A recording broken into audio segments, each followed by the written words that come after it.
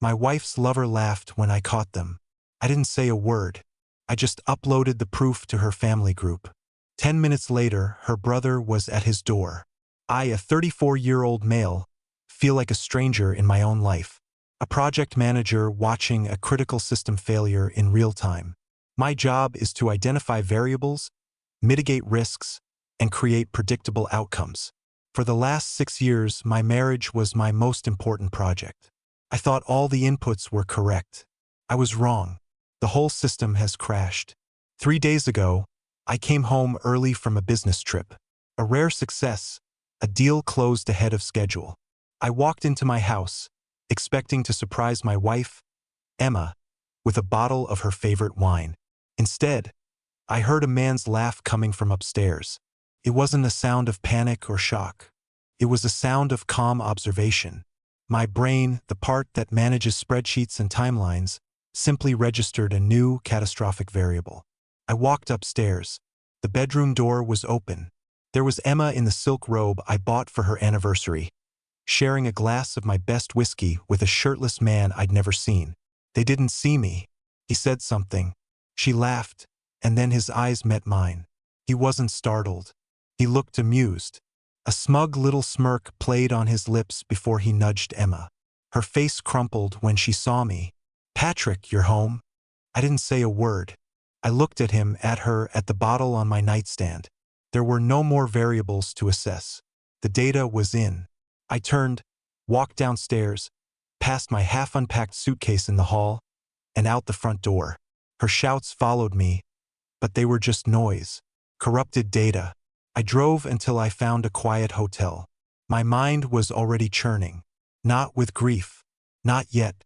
That would come later. Right now, it was in damage control mode. I needed to control the narrative. I needed to execute a first response before the other party could spin the story. Months ago, after a suspected break-in, I'd installed a security system. Discrete cameras. One was in the living room. It recorded audio from my laptop. I logged in. I didn't need to watch hours of footage. I knew what I was looking for. I found the clip from earlier that afternoon. Them on the couch, laughing. Him, Captain Spreadsheet. I don't know how you do it. Her, he's a good provider. Him, a good provider lets you have your fun. Then he was toying with her necklace. The silver one I had custom-made, engraved with the coordinates of where I proposed. "What are the numbers?" he asked. She just shrugged. "Oh, just some numbers. It doesn't matter." I felt a cold burn in my chest, but I pushed it down. Emotion was a liability right now. I kept scrolling, and then I found the critical incident file. The front door closing as I left. Emma's panicked cry of my name from upstairs.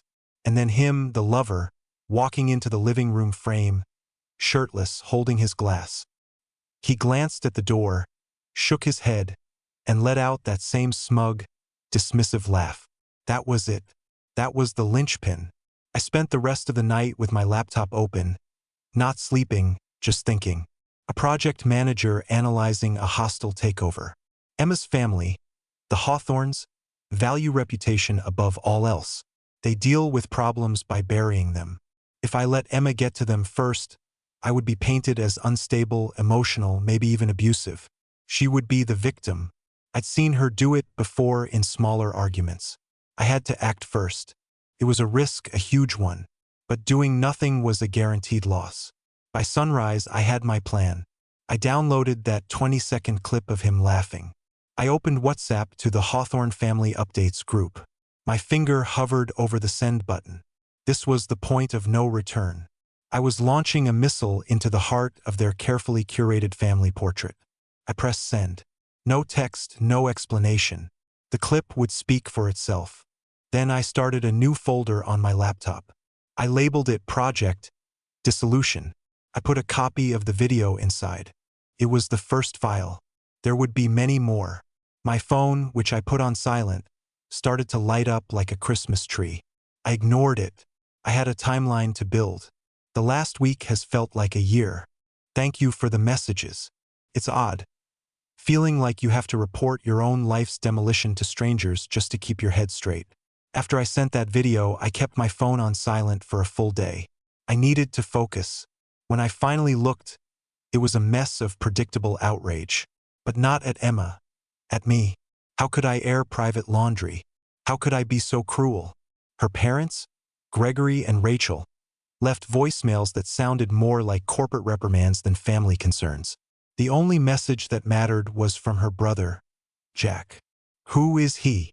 I sent him the name, Alexander Cole, and the address Emma had listed for him as an emergency contact. Handled. I found out later from Jack that handled didn't mean a fist fight. He's not an idiot. He just drove to Alexander's condo, stood in the doorway, all 6 feet 2 inches of construction worker muscle, and showed him the video. He told Alexander that if he ever came near his sister or his family again, there would be consequences. Alexander, stripped of his smugness when faced with a real threat, just slammed the door. My first real confrontation with Emma happened 2 days ago. She found my hotel. I'd made a rookie mistake, using an old emergency credit card her father had given us as a wedding gift. Of course, he got the notification. Of course, he told her. It was a stupid, emotional oversight, and I made a note to myself. No more mistakes. She cornered me in the lobby, all righteous fury. A lawyer, Patrick? Are you serious? She hissed after I told her all communication would go through my attorney. Catherine, you lit a match to my entire life. And now you're hiding behind some shark. There's nothing to hide from, Emma. There's just nothing left to talk about. My reputation, my family. You destroyed everything because you couldn't handle one little mistake. The little mistake was sleeping with him, I said, my voice dangerously low. The big mistake was letting him laugh at me. That's the part one can't forgive. Her face went blank. She didn't understand. She genuinely didn't get that the disrespect was worse than the infidelity. That's when I knew this was the right path. The next day, the first real countermove came. My boss, Dennis, called me into his office, looking like he'd rather be anywhere else. Emma had emailed my company's HR department, spinning a tale of my erratic behavior and mental instability. It was a smart, vicious move designed to hit my finances and my professional standing. For a moment, my stomach clenched. Had I underestimated her? Did my calculated risk backfire? I felt a genuine surge of panic. But then my training kicked in. Mitigate the risk. I calmly explained to my boss that we were in the midst of a difficult separation. I didn't give details. I just showed him the formal separation notice Catherine had already filed. It was a legal document. It was proof. Her email was now framed as the act of a vindictive spouse, not a concerned one. My boss was relieved. The matter was dropped, and Emma's attack had only served to make me look stable and professional under pressure. I logged it in my project dissolution folder. HR attack failed. That night, I went back to the house to get my passport. In my office, we kept a small safe with $2,000 in emergency cash from a pre-marriage bonus of mine. I opened it. It was empty. Of course, it was. I wasn't even angry. I just took a picture of the empty safe. Another file for the folder. Another piece of data confirming the character of the people I was dealing with. This was no longer about a marriage. It was about seeing a project through to its logical conclusion. The propaganda campaign has begun. Emma and Alexander are telling everyone I was a controlling, emotionally distant husband, and Alexander was her savior. Her parents, desperate for a narrative that makes their daughter a victim, are starting to believe it. This is the phase of the project where you gather intelligence on the opposition. Outrage is a wasted resource. Information is ammunition. I started with Alexander. The man's ego is his greatest vulnerability. His social media was a monument to unearned success. The condo, the designer clothes, the endless leisure time. It didn't add up to his title of lifestyle consultant. There had to be a source. This took more than an evening. It took 2 solid weeks of my nights, digging like a data miner. I used advanced search operators to comb through public records, archives, anything with the name Alexander Cole. I found property records for the condo and saw it was owned by a trust, the Cole Family Trust. That was the first thread. I started digging into the trust. Who were the Qleys? Old articles from society pages and business journals painted a picture of old money, with a patriarch, Jerry Qley, Alexander's uncle, at the head. Jerry was a different breed. His name was on hospital wings and charity plaques. I found an archived article from a local paper about a minor zoning dispute he was involved in. His public quote was what I was looking for. "My family's name is built on character and responsibility. We expect nothing less from ourselves or those who represent us." That was my key. A man like that doesn't just hand out money with no strings attached. There had to be a morality clause, but I needed more than a hunch. This is where Jack came in. During a brief, tense call, I asked him if he knew anything about the Qleys. Jack runs a high-end construction business. He deals with wealthy clients. He made a few calls. A day later, he called back. "Okay, weird one for you," he said. "My architect knows the family.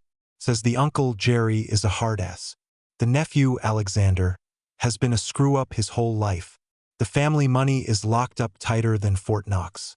The uncle is the sole trustee." That was the confirmation I needed. The pieces were all there, but I was missing the final, undeniable proof of their character or lack thereof. Then I saw it on Alexander's now public Instagram. He'd posted a picture from a gallery opening. He had his arm around a new woman, and around her neck, gleaming under the gallery lights, was the silver necklace. My necklace. The one with the coordinates. He hadn't just kept it. He had given my anniversary gift, a symbol of my marriage, to his next target. The cold focus I'd maintained for weeks finally cracked. A hot, white-hot rage filled my chest. It wasn't about a project anymore. It was personal. He hadn't just laughed at me. He was displaying a trophy of his conquest. I took a screenshot. I saved it to the folder. This was the last piece of evidence I needed. The plan was ready. The payload was assembled. They thought this was a war of emotions. They were wrong. This was a war of documentation. It's done. The project is closed. I spent a week assembling the packages. I made 2. They were identical portfolios of truth. Inside each, I placed a USB drive with the 3-minute edited video of their conversation and Alexander's laugh, certified copies of the necklace design and receipt from the jeweler, a high-quality print of the photo of Alexander's new girlfriend wearing it, a copy of the formal separation filing, and a copy of Emma's email to my HR. In the package for Emma's parents, I added one more item. The photo of my empty safe next to a printed screenshot of a text from Emma admitting she took the cash because she deserved it. The cover letters were simple and devoid of emotion. To Jerry Qley, the enclosed materials concern your nephew, Alexander Qley, and may be relevant to your stewardship of the Qley family trust. To the Hawthorns, a summary of your daughter's conduct over the last 3 months. I sent them via a bonded courier. As I handed the packages over, my hands were shaking, not with fear, but with the sheer final weight of what I was doing. This was the button you can't unpress. The aftermath was silent, then explosive. Jerry Qley called me personally. His voice was gravelly and mortified. He apologized for his nephew's deplorable lack of character, and informed me the matter had been handled permanently. Handled, I found out later, meant the full dissolution of Alexander's trust. The condo was sold. The accounts were closed. His entire life, funded by family money, was liquidated. He was cut off completely. The Hawthorns imploded. Faced with documented proof of not just infidelity but theft and profound, classless disrespect, the regifting of the necklace was, for them, the ultimate sin. They finally saw their daughter for who she was. Their support, financial and emotional, evaporated. Emma and Alexander's great love story didn't survive reality. 2 people who value lifestyle above all else don't do well in a sudden onset poverty. Their breakup was, according to Jack, spectacular and vicious. He's now working a commission-only sales job he hates. She's living in a cheap apartment, her pride and reputation in tatters. The divorce was finalized last month. It was uncontested. I sold the house. I couldn't stay there. So, how do I feel? I don't feel victorious. There's no satisfaction in razing your own life to the ground, even if you're taking the saboteurs down with you. There is only a vast, quiet emptiness. My therapist says my project manager brain was a defense mechanism, a way to turn overwhelming emotional trauma into a series of manageable tasks. She's right. For months, I had a purpose. Assemble the facts, deliver the consequences. Now, there's no project. Last week, I was packing the last box from the house. I found an old photo of Emma and me from a trip we took. We looked happy. I stared at it for a long time, trying to remember that feeling. Couldn't. The man in the photo was a different person, working on a different project with faulty data. I felt a pang of grief for him, for his naivety. I threw the photo in the trash. I'm in a new apartment now. The smaller, cleaner. I'm slowly rebuilding. It's not a project. There's no timeline. Some days are good. Some days, I wake up with a knot of anxiety in my stomach and have to remind myself to just breathe. It's not freedom. Not yet. It's an armistice. A ceasefire in a war I never wanted to fight. The board is clear and I am learning slowly how to play a new game.